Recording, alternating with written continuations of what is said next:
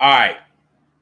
And so it's the daily, it's the Urban Therapy with Sun show. I'm your host, Sun752.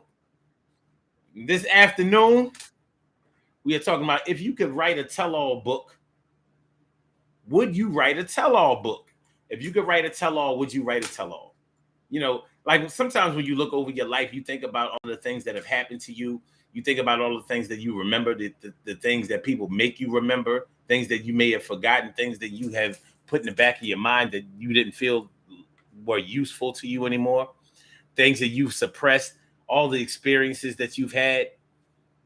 So don't get me wrong. When I say a tell book, I'm not talking about tell all as far as telling on somebody. Because sometimes when we hear the word tell all, we think about telling on somebody, or we think about revealing what somebody else has done to us, or uncovering some kind of secret. But a tell all book really is just a biography of your life without holding back on holding back on certain details, and or not being very discretionary about sensitive information. A tell-all book. Many celebrities write a tell-all book, but if you notice, most of the celebrities that have wrote a tell-all book, or have written a tell-all book, really didn't tell all. They told a lot. It's hard to put a whole life story, especially one that is over 20, 30, 40 years in the making. It's hard to put that all in a book of how many pages. People normally don't want to read a book that has more than, I would say, 200 or 300 pages. 300 pages is a lot for some people, but for most people that are going to buy a book or be interested in buying a book, they're probably going to be more interested in a book where they know that they can read it fast, get it over with quick, and move on to the next thing, or go into the Q&A sessions. So a tell-all book. Have you ever thought about writing a tell-all book for yourself, about yourself? Has anybody ever encouraged you to write a tell-all book? Has anybody ever said, you know what, you've been through so much, you have such a story, you have such a big base of experiences that you've had, you should write a book about it. I think it would be a bestseller. I think that people would really be interested in it. I think that your story is one that needs to be told. The game is to be told, not to be sold. The game is to be told, not to be sold. Has anybody ever encouraged you to do it?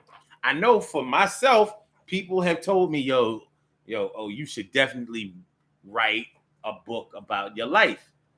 And I'm going to ask y'all some questions about whether you have ever considered that for yourself, and why or not you have decided to do it. Maybe you're working on it, or maybe you're thinking about it seriously, or maybe you're saying, I know for myself, I'm thinking, like, in theory, it sounds like something that would be good to do.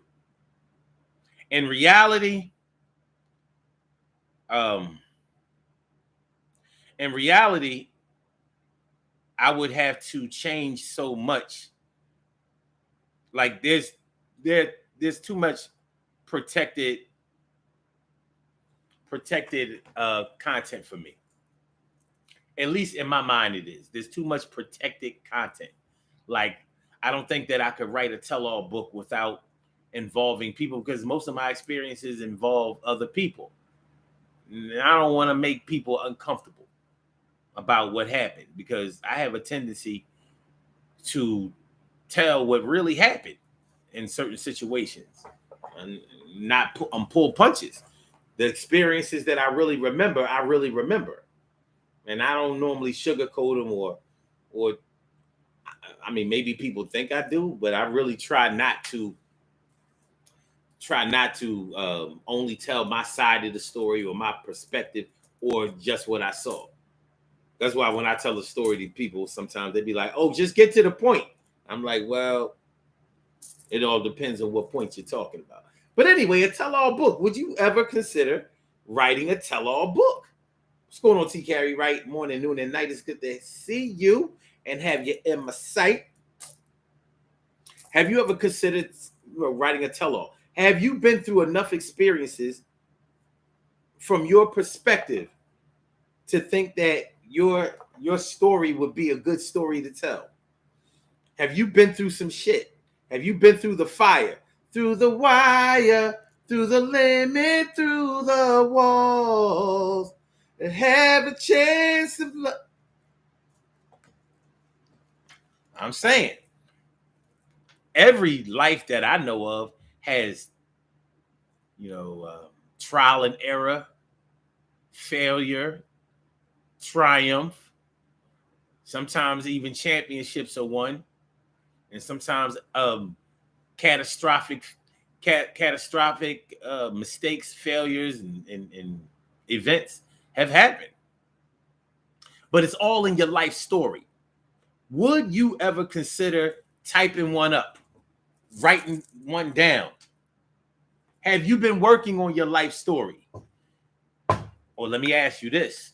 Have you been waiting for some people to pass away before you can go ahead and pursue that project? Because I can relate to that. Trying to wait for certain people to not be around, not just so they can dispute it or deny it, but maybe because the truth that you have to tell that would be included in your story or in your book would be embarrassing. It might make them really uncomfortable.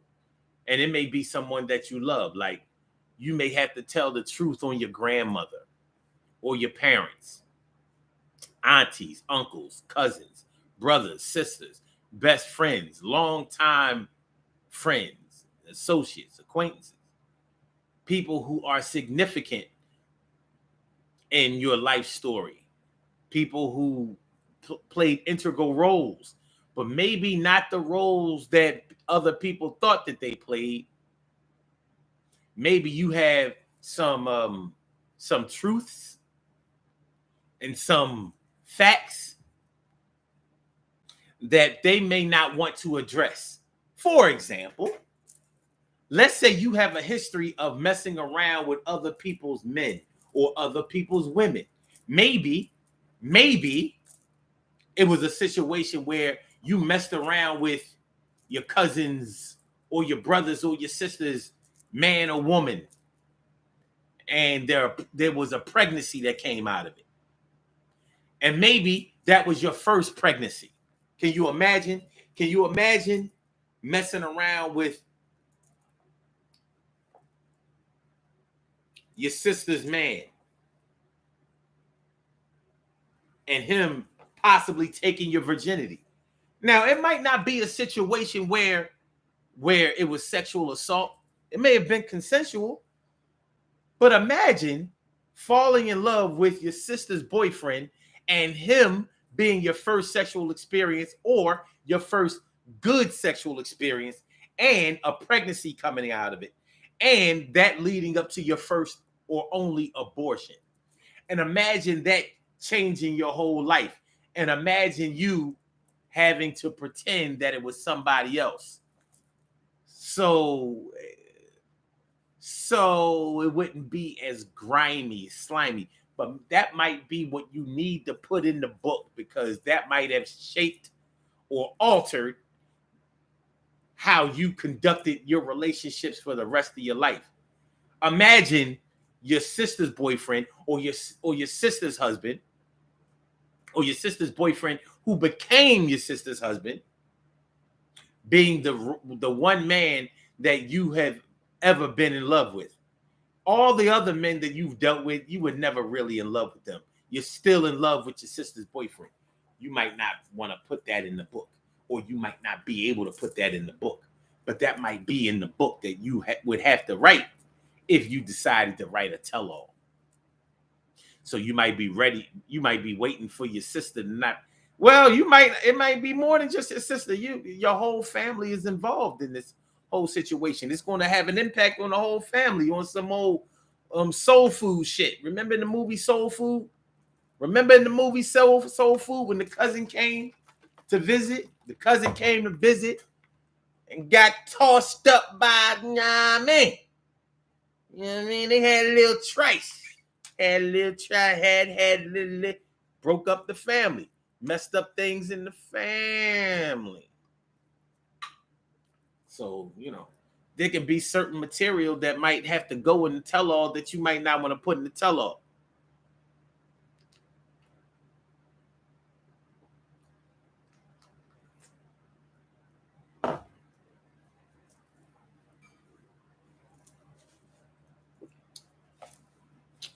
There might be material in the tell-all that you might not want to put in the tell-all, but that has to go in the tell-all. Like the real meat of your experiences might have, they might be of a classified nature.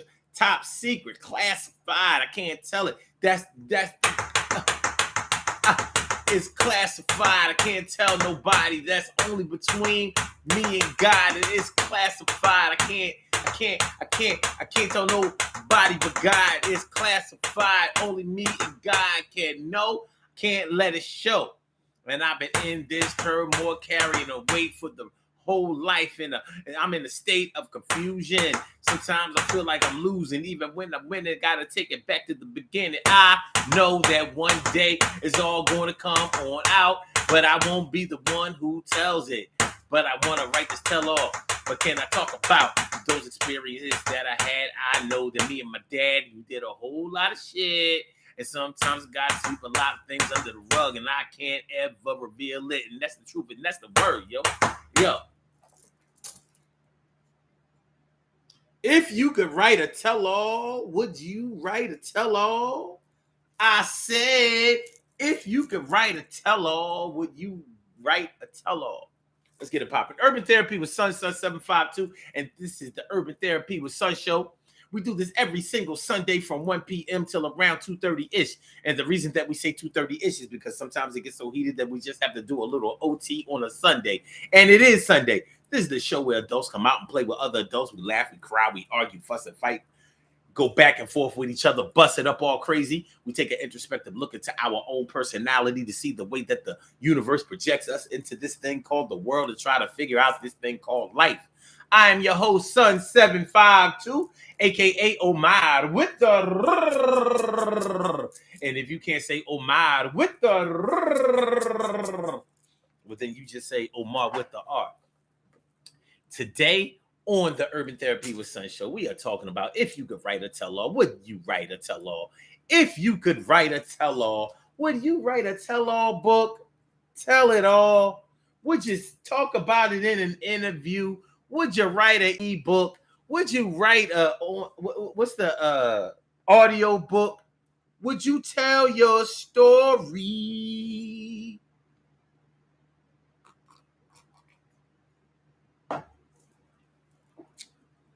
Now, more than likely, if you are a reader, an avid reader, or maybe even not even an avid reader, you know, maybe you're just the type of person that reads books when they catch your attention.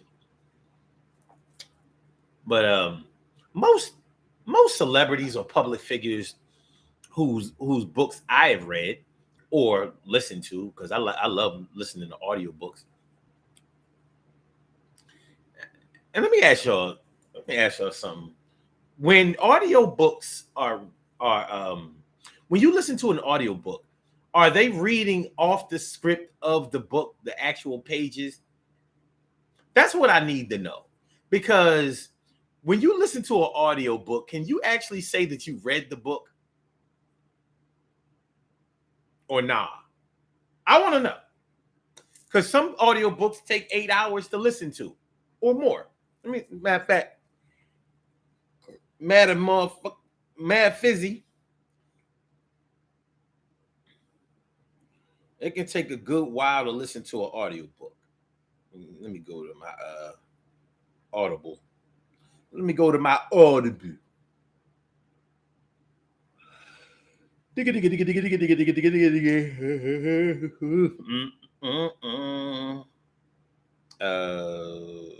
Library.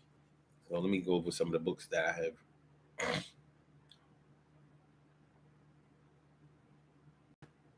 All right.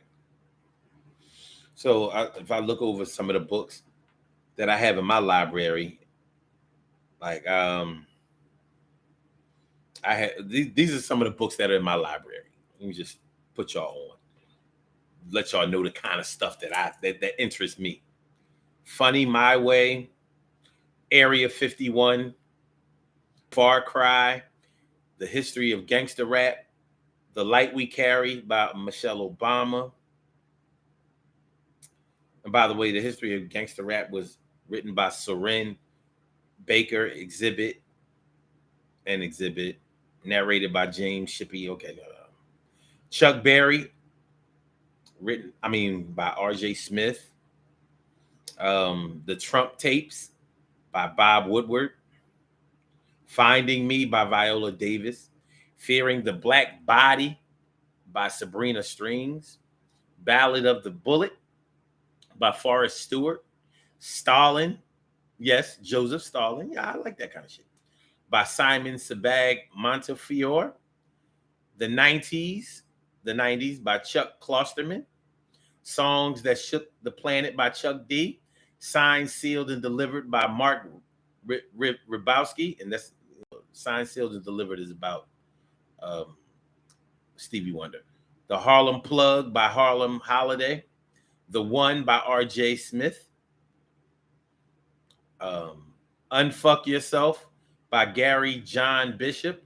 Atomic Habits by James Clear. The Meaning of Mariah Carey by Mariah Carey. Oh, I didn't tell y'all. Okay. Anyway, I'm Still a 10-Year-Old Boy by Nancy Cartwright.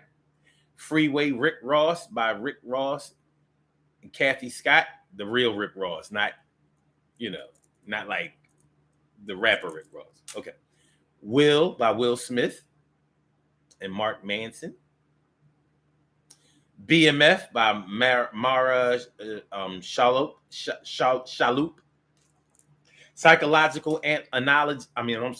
Psychological Astrology and the 12 Houses by Mr. Noel Eastward. The Soulmate Equation by Christina Lauren. Zero Fail by Carol Leonig, I guess. Alpha Male Bible by Sean Wayne. How to Analyze. Okay, this is a lot. Damn, I ain't realized I had this many. I'm not going to go over these. But most of the books, some of the books are like, 10 hours, 6 hours. How long is Michelle Obama's book? 9 hours and 59 minutes. So are they reading the actual book? If y'all know, put me on, But anyway, I didn't mean to take up so much of y'all time reading that, but just to let you know, all of the books that I read are nonfiction. I don't read any fictional stuff. So and the reason I like nonfiction, because I think the human possibilities, of the things that actually happen with people or a person are limitless, according to the experiences that have been relayed to us by people who have gone through those things. So what about you?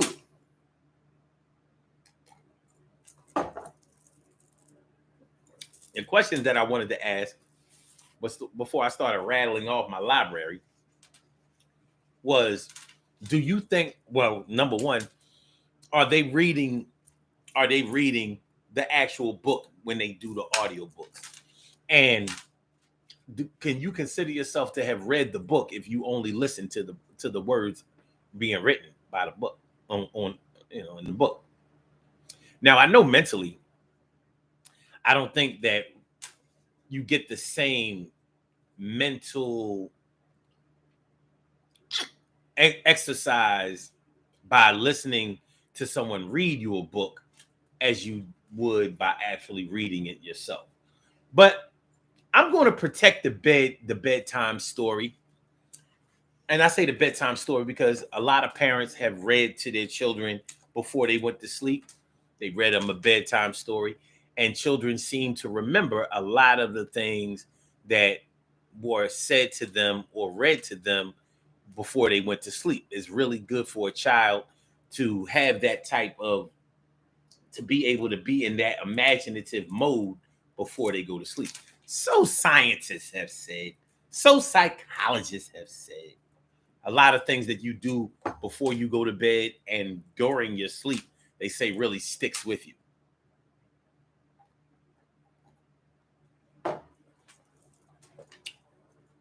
They say that if you listen to a book, if you listen to music or any type of lecture while you're asleep, subliminally it seeps in. You'll actually remember that stuff in some type of way during your waking moments.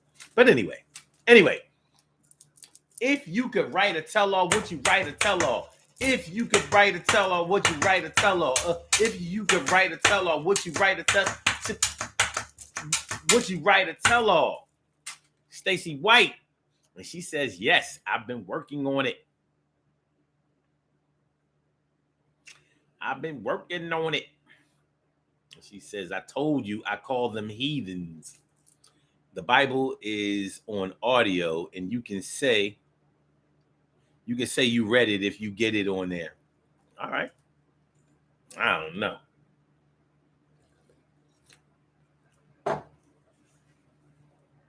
How long does it take to read the Bible?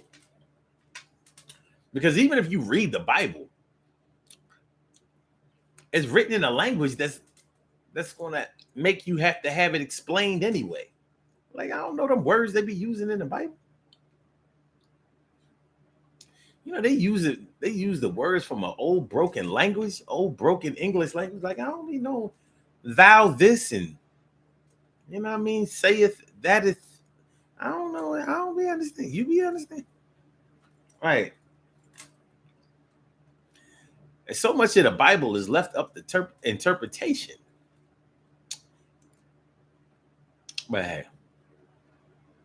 But hey, it is or what it is. It is what it is. But anyway, if you could write a tell-all, would you write a tell-all? And what would you tell all of? You know, is the story that you have to tell full of triumph? Is it full of failure? Is it full of terror? Are most of the experiences that you've had in your life of a scary nature? Have you spent a lot of your time being nervous, being apprehensive, being afraid? Afraid to express yourself, afraid to tell anybody what has happened to you, afraid to tell anybody what you have gone through, afraid to tell anybody who was there. If you could write a tell-all, would you write a tell-all? And what would you tell all of? If you could write a tell-all, what would you tell all, and what would you tell all of? Protecting people. Protect. Hold on. All right. TK Wright says, people have definitely told me to do that. I started it in my teens, but there was still so much life to live. Hell yeah. Imagine writing your life story as a teenager, because you really feel like you've been through it. You know what I mean? You know, teenagers say all kinds of stuff like, you know, I'd have been through it all. I have seen it all. And we say that because we have been through so many negative experiences, maybe as a teenager, maybe in our 20s. But by the time we've become 30 years old, we think that we really have been through everything, just because we have been through those dark places, those dark storms, those really, really bad storms. We don't even understand the balance of nature and the balance of life. We don't understand how, before we can start saying that we've seen all of anything, we have to balance out the bad with the good. We got to get it somewhere like this. At least like this. We can't have it like that.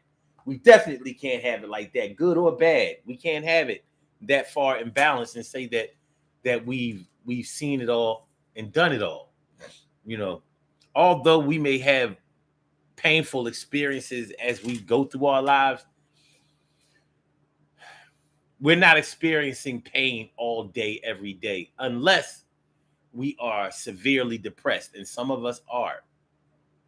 But even when you are severely depressed, you have to understand that that's not your reality, it's your perception.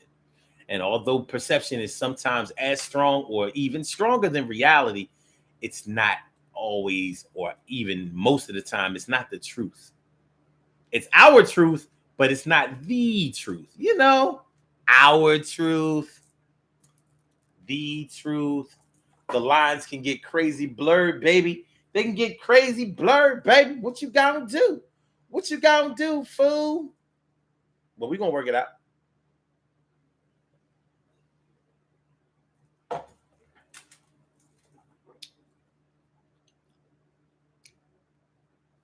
Stacey White says a tell-all book is really therapy for the person. Well, I'm glad you brought that up.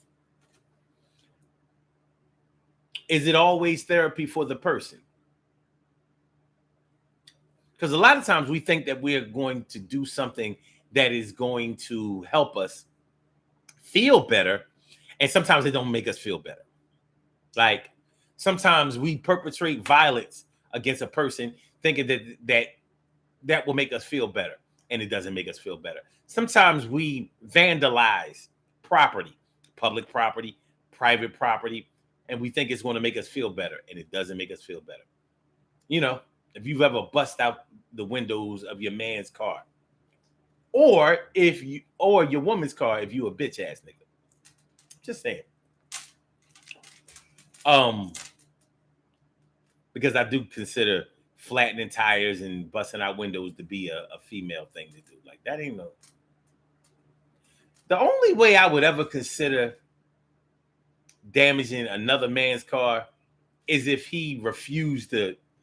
I would have to be so angry and incensed that I would figure like if this is the only way I can make this dude come out and fight me, I'll do it.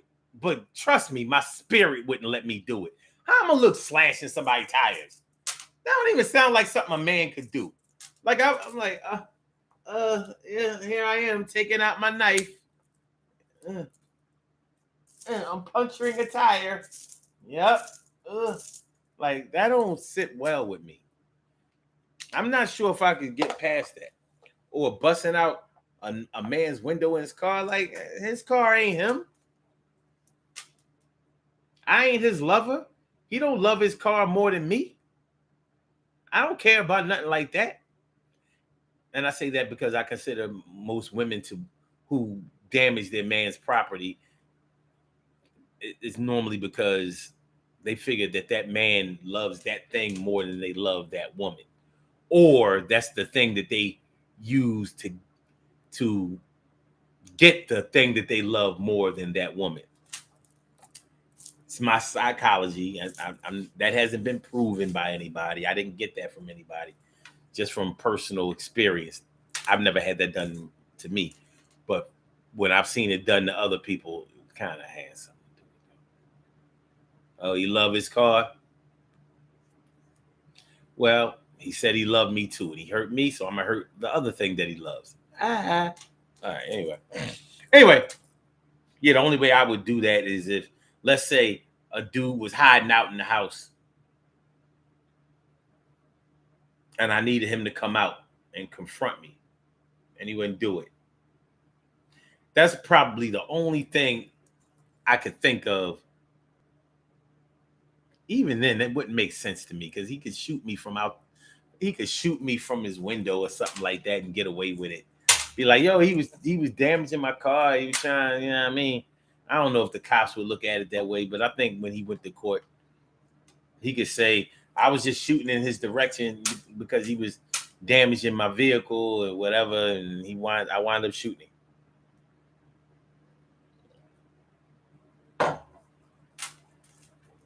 I only wanted to scare him, Your Honor.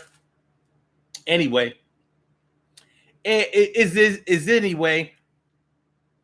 Anyway, so um, Yeah. Writing a book being therapy for a person might be the intention. I wonder if it would hit the mark for everybody, or would that, or is that the biggest motivation for a lot of people who wrote or want to write a tell-all for therapeutic reasons? Like, I need to put my story out there because it'll make me feel better. It'll make me feel better. That work for you? Does that work for you? Well, I think that's a pretty decent motivation for writing a tell-all. I do. I agree. Would it do it? I don't know.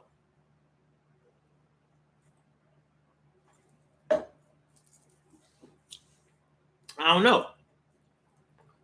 For some people, I think writing a tell-all book would be like snitching. And they might not want to do that. Not for everybody.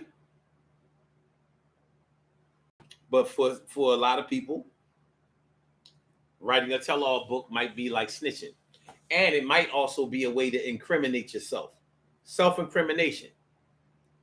So how do you tell all when your involvement has been of a sinister nature, of an illicit nature, of an unlawful nature? Here you are writing a book telling on yourself.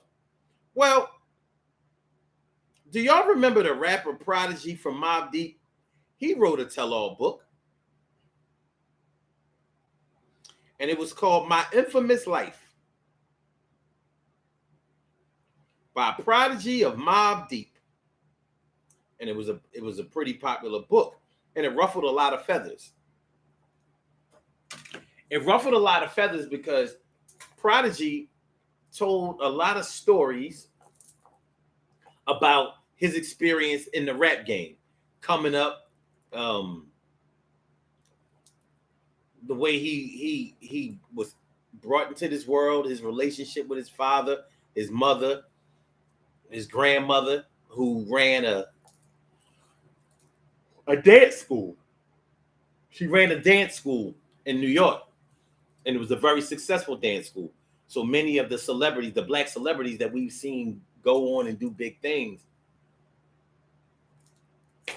were people who were trained by who went to the dance school by Prodigy's grandmother. So although he claimed Queensbridge Projects, he's not from Queensbridge Projects. His mother worked for the housing authority in Queensbridge Projects. And so he was always in Queensbridge Projects with his mother. So that's how he knew a lot of the people in Queensbridge Projects. But no, he's not from the bridge. He ain't from QB. And people that are actually from QB were quick to note that. Like, he ain't from QB. But anyway, he wrote this book talking about certain rappers in the rap game like Nas and Havoc and Nature and Noid and Cormega and Jay-Z and a lot of really popular rappers that you know of and have heard of. He wrote about them because he's had experiences with them. He's had good and bad experiences with them. So anyway, a lot of people disputed the claims that Prodigy made in his tell-all book because they said that it was just untrue. And a lot of the stuff that he wrote was written from a perspective nature. And Prodigy himself admitted that some of the stuff might not have actually happened the way that he reported. some of the stuff was a little janky. It was a little questionable. It was less than accurate. Were they straight up lies? Maybe some of them were. For whatever reason. But Prodigy passed away in, I believe, 2017. Let me see.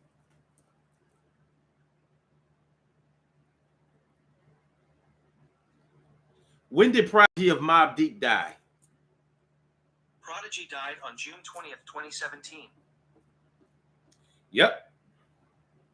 So he was born on November 2nd, 1974, and died at 42 years old, June 20th, 2017. So him writing that book, like I said, it ruffled a lot of feathers in the rap game. A lot of people felt some kind of way about some of the stories that he wrote because he wrote it from his perspective. He wrote it the way that he saw it. He wrote it the way he wanted to write it because it was his book. Tell all. So a lot of people didn't think that they deserved to be told all in his book, especially since they don't feel like Prodigy told all. He told some. Because I noticed, yeah, for that to be a tell-all book, he sure made himself seem very faithful in his relationships. He certainly did. You know,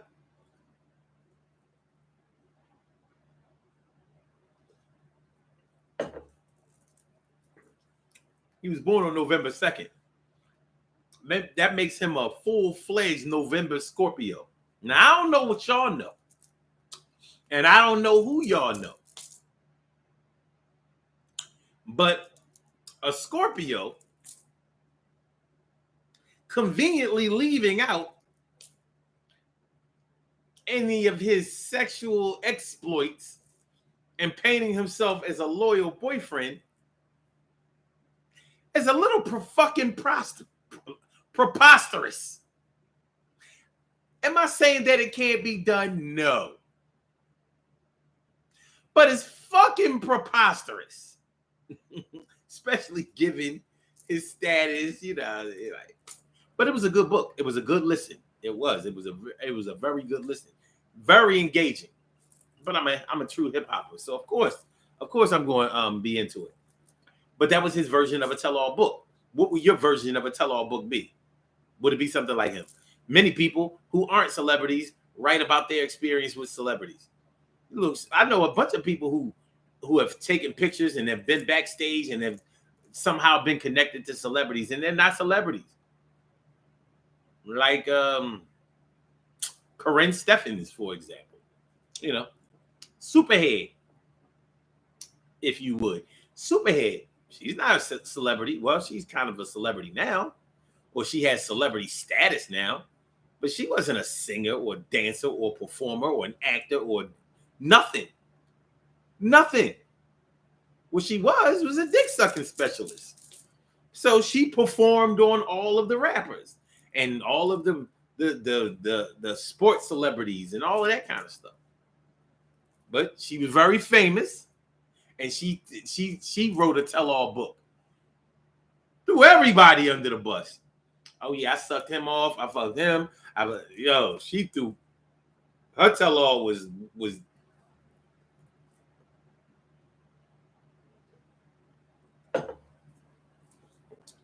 yeah. Her tell-all was on some other shit. And still is. But many people refuted and disputed her claims. Like, well, that's not exactly how it happened. Yeah, she used to go down on me all the time, but wait a minute. You know, some of the stuff that she's saying, you know, didn't happen the way she said that it happened, or it didn't happen at all. And how come she doesn't want to talk about her own shit? Like she's so busy keeping the files and receipts on everybody else who she who she has let enter her mouth and her legs, but she'll say nothing about what came out of her womb.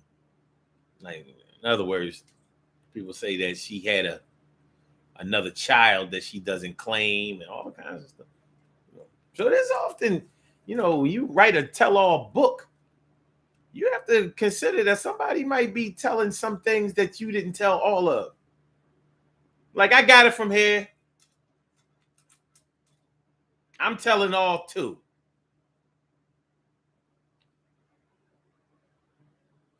Like, you look at Tina Turner. What her book, What's Love Got to Do with It, right? Was that a form of a tell-all book?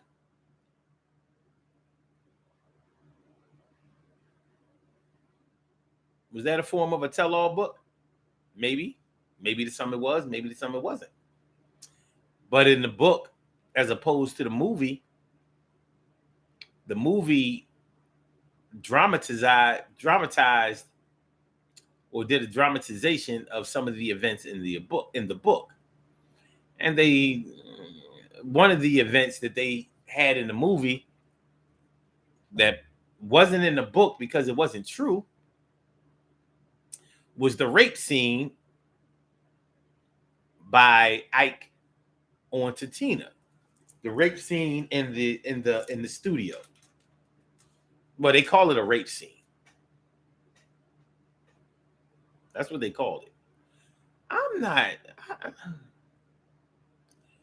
Listen, I don't listen. Shout out to any and everybody who has ever been a victim of sexual assault. But I don't remember in that scene in the movie where she said no. I do notice that he didn't ask, but I don't remember her saying no or wait or any of that. Now, maybe I turned. I don't know. But anyway, that scene in the movie never happened in real life, and Tina Turner actually admitted that. But the directors and the producers of the film thought it would be a good scene for the movie. And that scene is the scene that made the whole world or anybody who was a fan of Tina Turner hate Ike Turner for good. Many people consider that scene in that movie to be the catalyst that made Ike Turner spiral back into his addiction, his cocaine addiction, which eventually led to his death. Now, can we blame it all on that? No. Is it a factor? Absolutely. And by the way, Ike Turner was a Scorpio. You know they can't handle the whole world being against them. They can't handle that heat. They like to keep things on the low. You know what I mean? They like to keep it on the low. They can't have everybody pointing their fingers and talking, and you know what I mean? Anyway, Stacey White says, I have all kinds of journals ever since I was 5 years old, and my mother knew what she was doing when she gave me that. Cool. Stacey White also says, some people don't even make a tell-all book, they make a movie. True.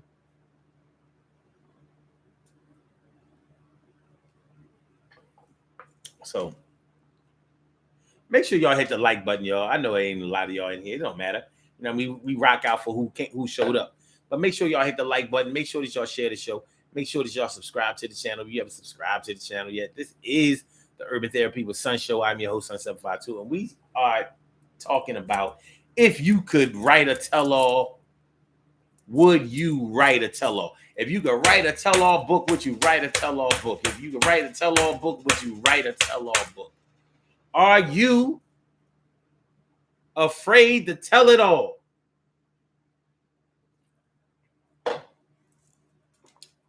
Or do you say, man, I'm telling all? It's up to you. Do you have friends and families or associates that tell you, man, you need to write a book? You could get paid. I have been told that by many and plenty oh, you got to write a book. Oh, you got to write a book. Oh, you write a book. You got to write a book. And I'm thinking like, I can't write no book. I can't write no book. I can't tell what some people have done, and I can't untell what I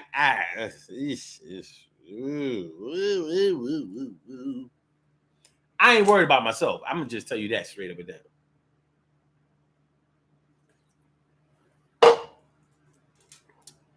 But everybody can't handle that heat, and I understand. I understand, overstand. I totally get it.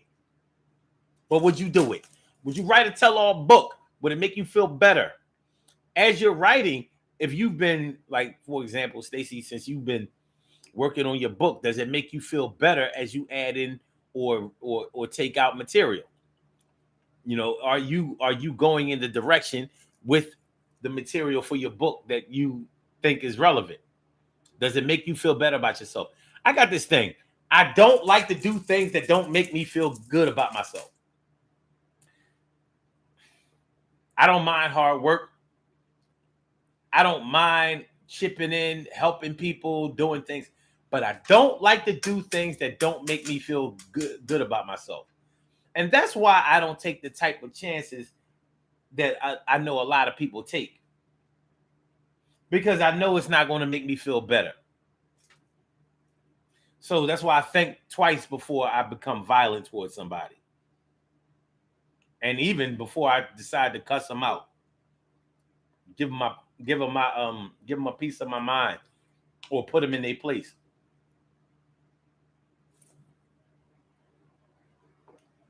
Like has putting somebody in their place put you in a better mental space? Did it put you in a better place? Because that's the kind of shit I be wondering. Did it make you feel better?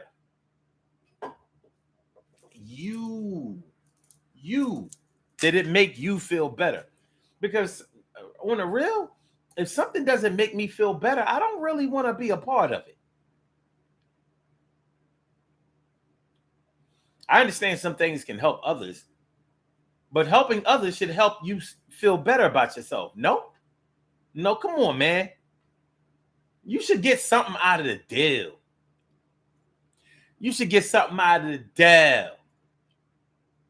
So helping others should help you too. Why not? It should. And you can make it that way. All right. We about to get up out of here.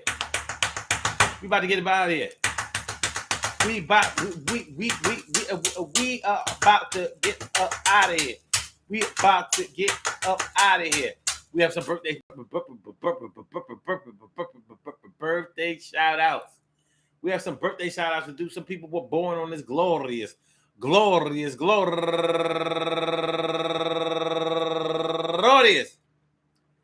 July 23rd, the first day of Leo. July 23rd, the first day of Leo. July 23rd, first day of Leo. First day of Leo. First day of the lion is coming through. And you know how we do. I said the lion's coming through. You know how we do. What's up, y'all? Let's do it. All right. Row. Number one out the box. All right. No. We have some birthday shout outs to do. Some people were born on this glorious July 23rd, and they deserve to be acknowledged. So let's go about our business of acknowledging them. Making them feel special because they are special because they are special because they are SPECIAL. They get the RESPECT. They are SPECIAL. They get the RESPECT. They are SPECIAL. They get the RESPECT. They get number one out the box. Ridian Ann. Happy birthday to you, turning 52 years old today. And also Valerie White, happy birthday to you. And Caprice Porter, turning 43 years old today. And Tamina Mimi Hughes, happy birthday to you. And Shalisa Webb, turning 45 years old today. And Shelly Seals, my girl, go get her, Shelly Seals, turning 47 years old today. And Kevin Williams, turning 45 years old today. And Robert Bailey, turning 54 years old today. And Amber Bonner, turning 42 years old today. And Shalise Brower, turning 63 years old today. And Devon Hammonds, happy birthday to you. And Toy Gilliard, happy birthday to you. And my girl Marley, turning 40 years old today. And Joanna Parker, turning 35 years old today. And Yemi, she's actually the twin of Divine Hammonds. Happy birthday to you, turning 54 years old. It's funny because Divana doesn't put her age, but her twin puts her age. So guess what? I said And also David Howes, happy birthday to you. And Stacy C. Womack, happy birthday to you. And my man Eric White, turning 55 years old today. And my man Robert Santiago, happy birthday to you. And Claudia Robinson, happy birthday to you. And last but not least, my girl Renee Ivy. As you can see, it's a lot of Leo birthdays today. They've been waiting all July to, turn up and roar and all of that. Happy birthday to all of y'all. I hope that today finds you all in good health, happiness, mind, body, soul, and spirit. And we know you're going to rock out, rock on. Rock out, rock on. That goes out to any and everybody out there born on this glorious July 23rd, anywhere out there in the world, worldwide, internationally, and universally. All of y'all go ahead and turn up. But don't turn up too loud. Just turn up loud enough so everybody can hear you. Rock out, rock on, and do the damn, rock out, rock on, and do the damn, rock out, rock on, and do the damn thing, and do your thing, y'all. Represent the queens and kings, you do your thing, y'all. Represent the queens and kings. Good things happen to those who wait. Great things happen to those who grind. And anything can happen to those who go for theirs. So go hard, go for yours, and remember, man.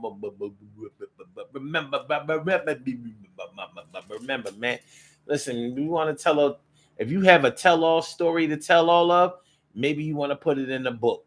Is putting it in the tell-all book a good look? Is putting it in the tell-all book a good look?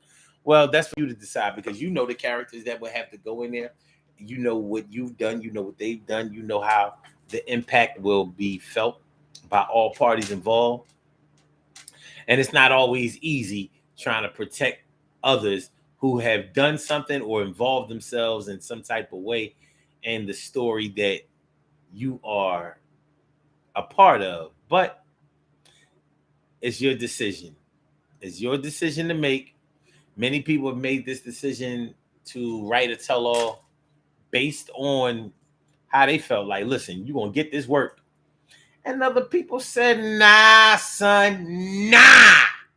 Ain't nobody got to know. Ain't nobody got to know, and ain't nobody got to tell. But if you decide to do that tell-all book, the only advice that I can give to you is make sure that you feel good about what you're telling about, what you're writing about, what you're putting out there. Because what you put out there can't be put back in the box. Once you put it out, once you let it out, put it out, take it out, you can't put it back in. Lightning in the bottle, baby. Peace to all my day ones, my everydays, and my brand news. I love y'all to death, resuscitate y'all. I love y'all right back to life. We will be back tomorrow with another daily Go Get 'Emism show at 7 p.m. So make sure y'all come through. Make sure y'all hit the like button. Make sure that y'all share the show. Make sure that y'all subscribe to the channel if you haven't subscribed to the channel yet. And Blog Talk, we gonna get you out of here. Yeah. And for my YouTubers, you know just how we do, but thanks for coming on through. See you on the other side. My boobas 1, 2. On the other side, my boobas 1, 2. On the other side, my boobas. Yeah.